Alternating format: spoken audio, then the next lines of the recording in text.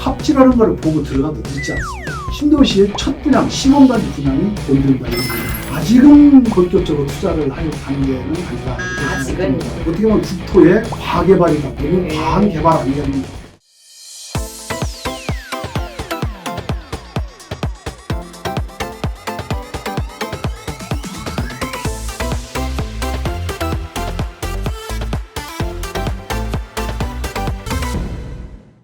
네, 신도시 이야기를 좀 하나하나 좀 짚어봤는데 여기는 좀 눈여겨보면 괜찮을 것 같다는 그런 좀 알짜배기 지역들이 좀 궁금하실 것 같아요. 어떤 지역을 좀 생각해보면 될까요? 아마도 두 군데로 나눠야 될 것 같습니다. 일단 신도시를 건설하는 내부를 한번 우리가 볼 수 있고요. 또 신도시를 건설하는 외부를 봐야 될 것 같다 이런 생각이 듭니다. 신도시를 건설하는 내부는 역시 이제 아파트겠죠. 네. 그런데 그 아파트는 삽질하는 걸 보고 들어가도 늦지 않습니다. 삽질을 하는 걸 보고 네네. 실제 건설이 현실화되는 걸 보고 들어가도 아파트는 늦지 않거든요. 뭐 아무리 준비를 철저히 해도 그게 분양이 나와야 그 다음부터 일이 이루어지기 때문에 네, 뭐 그건 의미가 없다 이렇게 생각합니다. 실제로 물론 건설이 되고 나서 그렇죠. 이제 네. 건설에 착수하려면 이제 분양을 하게 되는데 첫 분양을 노리는 게 가장 중요합니다. 첫 분양을 노려라. 네, 예. 시범단지 분당이 분양을 1번을 처음으로 했는데 그게 지금 바로 서현역을 중심으로 한 시범단지였습니다. 동탄도 지금 동탄역을 중심으로 한 시범단지. 곳곳이 다 시범단지를 먼저 분양을 하게 됩니다. 그런데 역설적으로 생각해 보면 시범단지가 분양이 안 되고 실패했다 그러면 그 신도시를 할 필요가 없게 되는 거죠.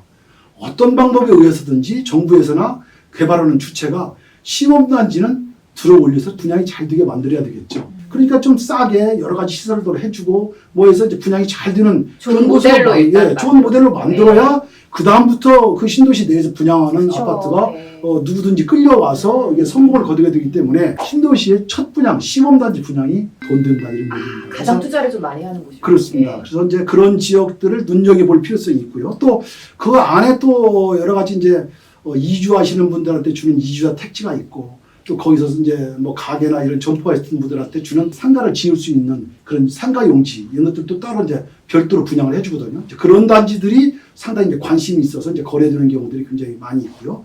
그리고 이제 아파트 분양이 잇따르고 입주가 되면서 이제 오피스텔이나 상가나 이런 쪽으로 이제 관심들이 옮겨가는 것이 신도시 건설의 이제 투자의 패턴이라고 할 수 있습니다. 그리고 이제 또 하나는 이제 외부를 바라봐야 되는데 아까 외부도 이제 일단 창릉 신도시 계획이 발표되면서 지금 제가 얘기 드린 것처럼 그런 향동지구, 전철이 복합적으로 연결되는 환승권 지구 이런 지구에 있는 땅들 이런 지구가 이제 선바람을 일으키게 되는 거죠. 그래서 신도시 건설 계획이 발표되면 실제로 주택 가격보다는 그 지역들이 땅값이 엄청 올라가는 지금 뭐 전체적인 다 신도시 발표한 적도 다 그렇습니다. 그래서 아까 그런 5배 이상 올랐다. 네네 그런 지역들을 지금 우리가 좀 눈여겨 볼 필요성이 있고요. 창릉지구 중심으로 한 대곡도 이제 그런 지역에 속할 수 있겠죠.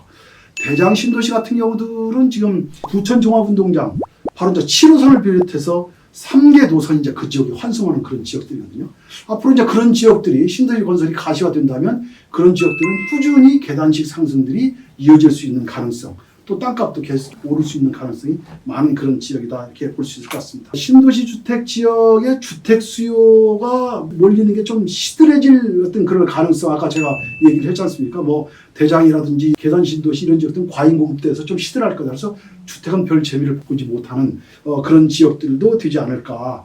그리고 역시 이제 그런 운정 신도시나 과거의 경험에서도 보듯이 서울권과 먼 지역들보다는 인접 지역들이 이제 가장 관심이 많은 지역이다. 또 동탄도 지금 사실은 40km권 먼 박해 지역에 지금 건설했기 때문에 서울 사람들을 보기 드뭅니다. 다 주변에 있는 사람들이 가장 많이 있고 정말 어쩌다가 이제 그 동탄 신도시에 서울에 있는 사람들, 수도권에 있는 사람들이 그걸 간 경우에는 출퇴근하는데 아주 애를 먹고 있어서 투자의 매력을 크게 가질 수 없는 지역들이다. 이렇게 볼 수 있습니다. 그래서 이때 가장 중심적인 것은 역세권 중심 그리고 토지가 활발히 개발이 될 만한 그런 지역들 주택보다는 그렇습니다. 네. 그런 지역들을 눈여겨볼 필요가 있다. 뭐 교산 신도시 같은 경우들도 아까 제가 수서 얘기를 했습니다만은 수서 지역은 GTX는 아직 개통이 안 됐지만은 SRT는 지금 다 확 다니고 있죠. 거기에다가 2개의 전철 노선이 또 겹치고 있고 그리고 또 수도권 외곽으로 나가는 여주라든지 이런 지역으로 나가는 그런 장기 광역 전철망까지 같은 계획이 되어 있는 지역이어서 앞으로 이제 개발 계획이 무한한 그런 지역들입니다. 그래서 수서 인근 지역들도 굉장히 잠재력이 큰 그런 지역으로 볼 수 있습니다. 잠재력이 큰 지역까지 결국에는 정말 교통 제일 중요할 것 같고요. 주택보다는 토지, 그리고 서울과 좀 인접한 것들도 중요할 것 같은데 신도시에 좀 투자를 하려고 하시는 분들도 있을 것 같아요. 그렇다면 첫 집을 좀 마련하려고 하시는 분도 있을 것 같고 지금 가지고 있는 자금으로 본격적인 좀 투자를 해볼까 하시는 분들도 있을 것 같은데 나눠서 설명을 해주세요. 아직은 본격적으로 투자를 할 단계는 아니다 이렇게 생각합니다.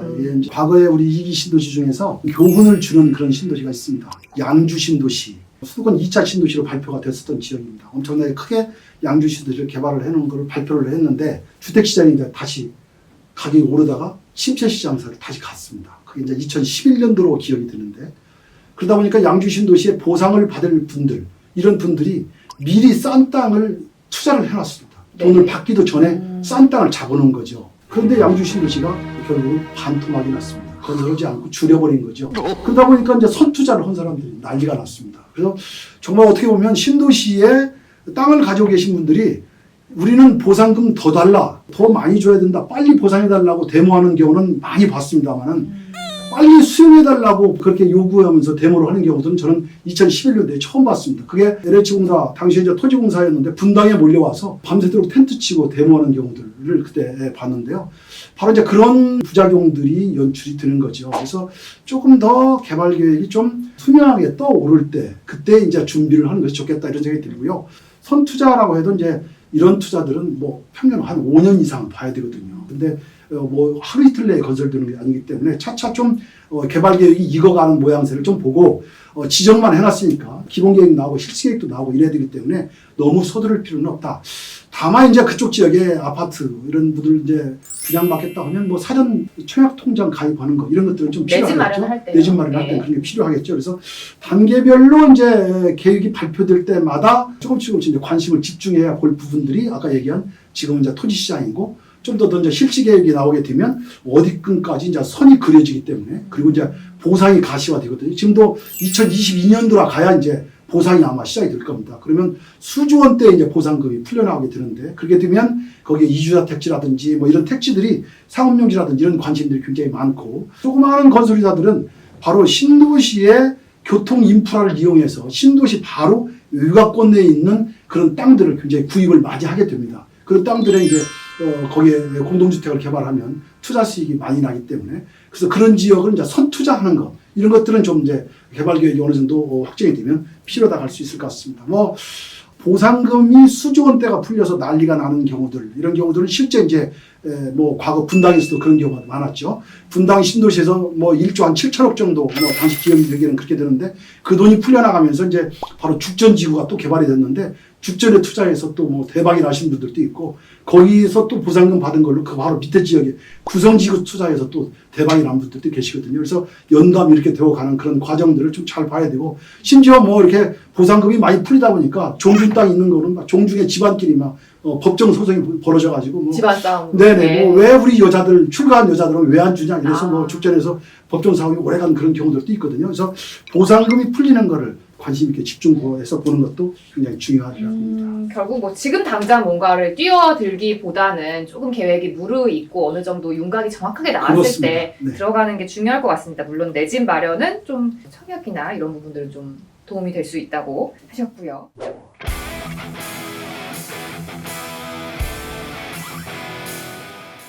여러 가지 이야기를 좀 나눠보고 있습니다. 35년 경력의 부동산 전문 기자와 함께 부동산의 모든 궁금증 꼼꼼하게 짚어보고 있는데요. 3기 신도시 피해를 보는 지역들도 있지만 뭐 인근 지역들은 덩달아 좀 들썩이면서 수혜를 보는 지역들도 있긴 있어요. 수혜지구 이거는 그 안에 또 자세히 우리가 좀 개발계획이 익으면 그 안에 들어오실 분들 그쪽의 시장 이런 구조들도 좀 봐야 되거든요. 네. 근데 이제 분당 신도시가 개발이 되고 나서 바로 분당 신도시의 경부고속도로 맞은편에 있는 수지지구가 엄청나게 떴습니다. 그게 분당은 어떻게 보면 이제 성남 시권역으로 들어와 있는 지역인데 그 맞은편에 있는 수지는 용인 수지지구였거든요. 면 단위의 그런 개발 지역이었는데 정말로 초라한 그런 지역이 갑자기 분당과 가까운 지척지간이 되는 바람에 그쪽 지역의 아파트가 뭐 난리가 나서 뭐 전부 다 위장 전입해서 뭐 거기 아파트 분양받으려고 굉장히 난리를 쳤던 그런 경험들이 있습니다. 그만큼 어떻게 보면 한쪽 지역이 굉장히 이 활기를 띠면 그쪽 지역에 바로 인근 지역도 같이 덩달아 올라갈 수 있는 이제 가능성이 있는 것이 바로 부동산 시장이거든요. 그러니까 덩달아 뛸 때 진짜 이게 속살이 이시 뛰는 거냐, 그렇지 않으면 진짜 팩트가 없이 그냥 겉만 뛰는 건가, 이런 것들도 잘 전문가들하고 그쪽 해당 지역들을 잘 분석하는 그런 지혜도 필요합니다. 덩달아 잘못 갔다가 투자해놨다가 한 푼 건지지도 못하는 그런 경우들도 많습니다. 뭐 버는 사람은 많다고 서로 얘기하는데 손해본 사람은 얘기를 안 얘기를 안 하기 때문에 별로 손해본 사람은 뭐 얘기가 없는 것 없는 것 같고. 같거든요. 예. 그런데 실제로는 손해본 사람들도 굉장히 많이 그쵸. 있습니다. 투자해서 잘못해서. 특히 토지 투자는 뜰 때는 토지가 뭐 가격이 뭐 하루가 다르게 막 올라가지만 시장이 퍽 하면 가라앉고 나면 이 땅을 과연 어디다가 팔아야 되는지, 매물을 내놓을 준 게 없어도 어딘지 모르거든요. 그만큼 또 가격도 없고 내놓을 장소도 없어서 토지 시장은 정말로 투자를 할 때 아주 조심을 해야 돼요. 그러니까 겉과 속을 좀 진짜 신중하게 좀 잘 볼 수 있어야 될 것 같아요. 그 전문가가 그래서 필요한 거 아니겠습니까? 그렇습니다. 그래서 앞으로도 네. 정확한 정보 더 전달해 주시기 바랍니다. 개발의 역사도 좀 쭉 살펴봤는데 아까 전에 소규모 개발 단지를 오히려 좀 더 눈여겨보면 좋을 것 같다라는 이야기도 하셨거든요. 네, 어디가 오히려 있을까요? 이번에 발표된 5개 신도시보다도 서울권에서 발표했던 소규모의 주택단지, 이게 더 가시적으로 빨리 될 가능성도 있다. 계획 자체가 그렇습니다. 나온 뭐 조그만 효과고요. 거기 때문에 네. 그 지역들은 이미 이제 뭐 토지가 확보된 그런 지역들이고 토지의 용도만 빨리 바꾸고 개발 계획만 수립을 하면 되기 때문에 그런 지역들이 훨씬 더 빨리 나올 가능성이 있고, 그리고 아까 제가 얘기를 드린 것처럼 한번 서울 나가면 서울에 다시는 못 들어온다. 그런 것을 교훈 삼아서라도 질인가요? 예. 서울권 내에 있는 그런 지역들을 눈여겨보는 것이 더 효과적이 아니겠는가. 그래서 사당역 과거부터 아주 정말 관심 있는 지역들이었습니다. 서울의 남부권의 끝이었거든요. 지금 이제 안산까지 가는 4호선 전철이 지금 개통이 돼서 다니고 있지만 그 전철이 다니기 전에는 바로 사당역에서 다 지상으로 올라와서 버스를 타고 경기 남부권으로 가야 되는 그런 지역이어서 상당히 관심이 많은 지역이었습니다. 그런데 이제 전철이 개통되면서 전부 다 전철로 움직이기 때문에 사당이 다소 침체되는 그런 양상들을 보였는데 여전히 사당은 그런 관심 지역입니다. 이번에 발표된 것이 바로 이제 사당역 역세권에 있는 복합 환승지구, 이 지역에 발표됐는데 뭐 적지 않아요. 그 지구에 건설하는 가구 단위 규모도 굉장히 많은 규모가 이제 건설이 되는 지역이고 제법 큰 요집권이라고 할 수 있습니다. 그래서 뭐 거기에 무성 아파트라든지 주변에 지금 건설된 아파트들이 굉장히 많이 있죠. 그런 단지들도 다 상당히 강세를 보이는 그런 지역이어서 관심 있게 한번 지켜볼 필요성이 있고요. 또 하나는 아까 모두에 제가 얘기를 드린 것처럼 대방동 군시설 부지, 이것도 지금 이제 여의도권이 계속 움직이면 금융지구로 여의도가 지정이 되거나 앞으로 이제 개발이 된다고 그러면 자연히 여의도권과 같이 동반 상승할 수 있는 개연성이 가장 크다. 바로 이제 뭐 지하도 건너가면 대방지구이기 때문에 여의도와 같이 연결될 수 있는 한 권역으로 묶일 수 있는 그런 지역대라고 할 수 있습니다. 그래서 더군다나 신길 뉴타운이 지금 크게 건설되고 있는데 바로 그 여의도 쪽에 앞자락에 대방동 군시설 부지가 들어서 있기 때문에 아파트가 관심 있게 지켜볼 필요성이 있다, 이런 생각이 들고요. 수도권 중에서는 남부권을 유심하게 보면 이번에 초규모 택지를 하나 부성지구에 하나 발표한 게 있습니다. 거기는 바로 이제 전철을 타면 분당으로 바로 들어오는 권역이고요. 분당 또 신분당선을 타면 바로 강남까지 들어올 수 있는 이런 지역이어서 좀 관심 있게 지켜볼 필요성이 있다, 이런 생각이 듭니다. 그러니까 서울과 좀 함께 동반 상승이 될 만한 곳들, 그리고 교통에 네. 좀 호재가 될 만한 곳들을 좀 눈여겨서 보면 좋을 것 같습니다. 그렇죠? 이 3기 신도 정말 말도 많고 또 탈도 많은 것 같은데 저희가 뭐 톡톡 부동산 아직 많이 하지는 않았지만 오늘 가장 말씀을 좀 많이 해주셨던 것 같아요. 그만큼 이 3기 신도시에 대한 관심도 많고 이야기하고 또 전해드릴 부분도 많기 때문인데 이 앞으로의 전망이랄까요? 좀 어떻게 좀 바라볼 수 있을까요? 그렇습니다. 쉽지 않을 것 같습니다. 뭐 정부는 당연히 끝까지 밀고 나간다라고는 입장을 취하고 있지만 이게 제대로 성사될 건가라고 하는 데에는 다분히 이제 의문이 많이 있습니다. 여러 가지로 실제로 서울 주택 시장이 다른 요인에 의해서 침체 장세로 갔다 그러면 이런 신도시를 건설할 아무런 의미가 없게 되는 거죠. 그리고 실제로 이제 뭐 서울도 전 지역이 서울에 관심 있는 지역이 아니고 일부 지역에서 이제 가격이 올라가게 되는 것이 주택 시장을 이제 자꾸 자극하는 그런 요인이 되는 지역인데 그런 지역 때문에 이렇게 5개의 외곽 지역들, 그것도 실효성이 그렇게 많지 않은 외곽 지역들, 분산 처리를 할 수 없는 그런 지역들을 개발을 할 건가? 어떻게 보면 국토의 과개발이다. 너무 국토의 과개발이요. 너무 과한 개발 아니겠는가? 오히려 지금 개발된 지역을 더 효과적으로 잘 이용해서 쓰는 것이 실용적이고 개발하기 쉽다고 해서 새로운 지역으로 가거나 또는 그동안에 후대를 위해서 아껴놓은 그런 그린벨트 지역들, 녹지 지역들 이런 지역들을 마구잡이로 싼 땅이라고 해서 개발을 해서 이렇게 집을 짓는 거 이것도 큰 문제가 아니겠는가 해서 다시 한번 재고해보는 것이 좋겠다. 저는 이제 개인적으로도 그런 생각을 가지고 있습니다.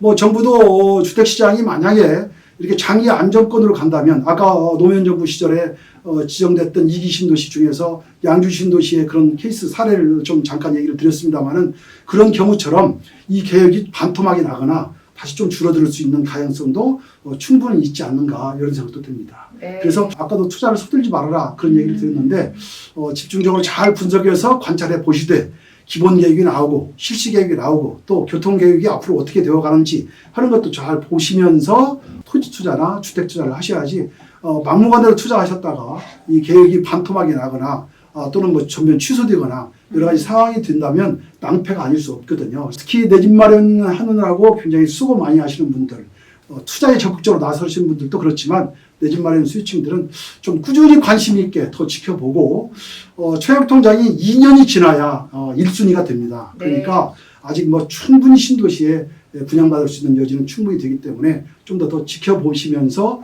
준비를 하는 것도 하나의 요령이다 이런 생각이 듭니다.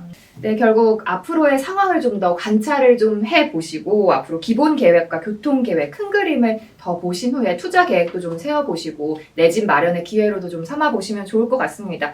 결국은 시대와 부동산 시장을 잘 읽어야 또 부동산에 대한 부분들을 파악하기 쉬울 것 같은데요. 혼자 하기 어려우신 부분들이 많을 텐데 저희가 대신 읽어드리고 또 풀어드리도록 하겠습니다.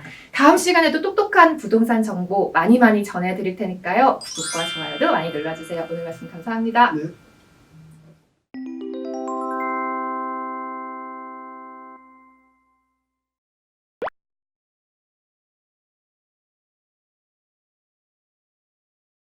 뭐 이효리가 제주도에 가서 김희애 씨, 양현석 씨, 장동건, 고세영 부부는 가평에 1가구 2주택이어도 시골집은 주택으로 인정이 안 되기 때문에 1주택으로 인정되는 경우가 굉장히 많이 있습니다. 강원도 땅은 겨울에 사야 됩니다. 북향은 겨울 내내 눈이 안 녹기 때문에 저 땅은 사면 안 되는구나 볼 수 있죠.